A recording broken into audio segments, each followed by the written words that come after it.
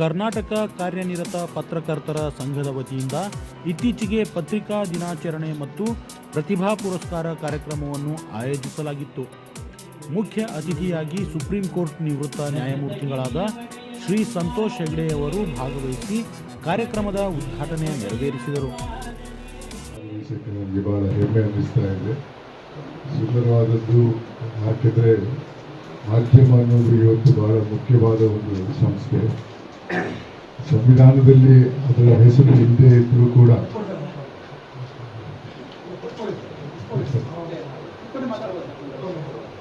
ಮಾಧ್ಯಮದ ಹೆಸರು ಇಲ್ಲದೆ ಇದ್ದರೂ ಕೂಡ ಜನರು ಆ ಮಾಧ್ಯಮವನ್ನು ಅಷ್ಟೊಂದು ಪ್ರೀತಿಸಿ ಸಂವಿಧಾನದ 4ನೇ ಸ್ತಂಭವಾಗಿ ಮಾಡಿದ್ದಾರೆ. ಅದನ್ನು ಫೋರ್ತ್ ಎಸ್ಟೇಟ್ ಅಂತ ಇವತ್ತು ಕರೀತಾ ಇದ್ದಾರೆ. ಅದು ತೋರಿಸ್ತದೆ ಸಮಾಜಕ್ಕೆ ಈ ಮಾಧ್ಯಮದ ಮೇಲೆ ಎಷ್ಟೊಂದು ಗೌರವ ಇದೆ ಅಂತ. ಇನ್ಯಾವ ಸಂಸ್ಥೆಯನ್ನು ಕೂಡ ಈ ರೀತಿ ಸಂವಿಧಾನದ ಸಂಸ್ಥೆಗಳಿಗೆ ಹೋಲಿಸಿಲ್ಲ. ಆ ನಿಟ್ಟಿನಲ್ಲಿ ಈ ಕಾರ್ಯಕ್ರಮದಲ್ಲಿ ಭಾಗವಹಿಸೋಕ್ಕೆ ನನಗೆ ಬಹಳ ಹೆಮ್ಮೆ ಅನ್ನಿಸ್ತಾ ಇದೆ. ಮಾಧ್ಯಮ ಜನರಿಗೆ ಕೊಡುವಂತಹ ಮಾಹಿತಿಯಿಂದ ಇವತ್ತು ದೇಶದ ಅಭಿವೃದ್ಧಿ ಆಗಕ್ಕೆ ಸಾಧ್ಯವಾಗಿದೆ ಅಂತ ಕೂಡ ನಾನು ತಿಳಿಯಬಯಸ್ತೇನೆ. ನಾನು ಚಿಕ್ಕವನಾಗಿದ್ದಾಗ ನಮ್ಮ ಊರು ಮಂಗಳೂರಿಗೆ ನ್ಯೂಸ್ ಪೇಪರ್ ಬರಬೇಕಾದ್ರೆ ಮದ್ರಾಸಿಂದ ಟ್ರೈನಿಂದ ಬರಬೇಕಾಗ್ತದೆ. ಹಿಂದಿನ ದಿವಸಕ್ಕೆ ನ್ಯೂಸ್ ಪೇಪರ್ ಮರು ದಿವಸ ಬರ್ತಾ ಇತ್ತು. ಆವಾಗ ಓದುಗರು ಟ್ರೈನ್ ಬರುವವರೆಗೆ ಕಾಯ್ತಾ ಇದ್ರು ನ್ಯೂಸ್ ಪೇಪರನ್ನು ಓದೋಕ್ಕೆ. ಹಿಂದೂ ನ್ಯೂಸ್ ಪೇಪರು ಅವತ್ತು ಜನರು ಓದ್ತಾ ಇದ್ರು. ನಾನು ಕರ್ನಾಟಕ ಲೋಕಾಯುಕ್ತಕ್ಕೆ ಬರುವವರೆಗೆ ನಾನೊಬ್ಬ ಕೂಪ ಮಂಡೂಕನಾಗಿದ್ದೆ.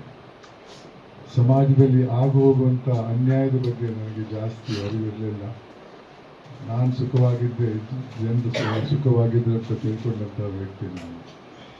ಲೋಕಾಯುಕ್ತಕ್ಕೆ ಬಂದ ನಂತರ ಬಹಳಷ್ಟು ಅನ್ಯಾಯವನ್ನು ಕಂಡೆ. ಅದು ಕೂಡ ಸಂವಿಧಾನದಲ್ಲಿ ಜನರ ಸೇವೆಗಾಗಿ ಸೃಷ್ಟಿ ಮಾಡಿದಂತಹ ಸಂಸ್ಥೆ ಆಡಳಿತೆಯಿಂದ. ನಾನೊಬ್ಬ ರಾಜಕಾರಣಿ ಅಲ್ಲ, ಎಂದೂ ರಾಜಕೀಯದಲ್ಲಿ ಇದ್ದವನಲ್ಲ. ಇದು ಯಾಕೆ ಈ ರೀತಿ ಆಗ್ತಾ ಇದೆ ಅಂತ ನಾನು ನನ್ನಲ್ಲೇ ಚರ್ಚೆ ಮಾಡಿದಾಗ ನನಗೆ ಅನಿಸಿದ್ದು, ಇದು ವ್ಯಕ್ತಿಗಳ ತಪ್ಪಲ್ಲ, ಇದು ಸಮಾಜದ ತಪ್ಪು. ನಾನು ಚಿಕ್ಕವನಾಗಿದ್ದಾಗ ಅಂಥ ಸಮಾಜದಲ್ಲಿದ್ದೇವೆ. ಆ ಸಮಾಜ ತಪ್ಪು ಮಾಡಿದ್ದವರನ್ನು ಬಹಿಷ್ಕರಿಸ್ತಾ ಇತ್ತು. ಅದು ಕೋರ್ಟಿನ ಶಿಕ್ಷೆ ಅಲ್ಲ, ಒಂದು ಸಾಮಾಜಿಕ ಶಿಕ್ಷೆ ಆಗಿತ್ತು. ಉದಾಹರಣೆಗೆ, ನನ್ನ ಗ್ರಾಮದಲ್ಲಿ ಯಾರಾದರೂ ಜೈಲಿಗೆ ಹೋಗಿದ್ರೆ ನನ್ನ ಪೋಷಕರು ಹೇಳ್ತಾ ಇದ್ರು, ಆ ಮನೆ ಹತ್ತಿ ಹೋಗ್ಬೋದು. ಅದು ತಪ್ಪು ಮಾಡಿದವನಿಗೆ ಮಾತ್ರ ಶಿಕ್ಷೆ ಅಲ್ಲ, ಆತನ ಕುಟುಂಬಕ್ಕೂ ಆಗ್ತಾ ಇತ್ತು. ಆದ್ದರಿಂದ ಜನರು ತಪ್ಪು ಮಾಡೋಕ್ಕೆ ಹೆದರ್ತಾ ಇದ್ರು.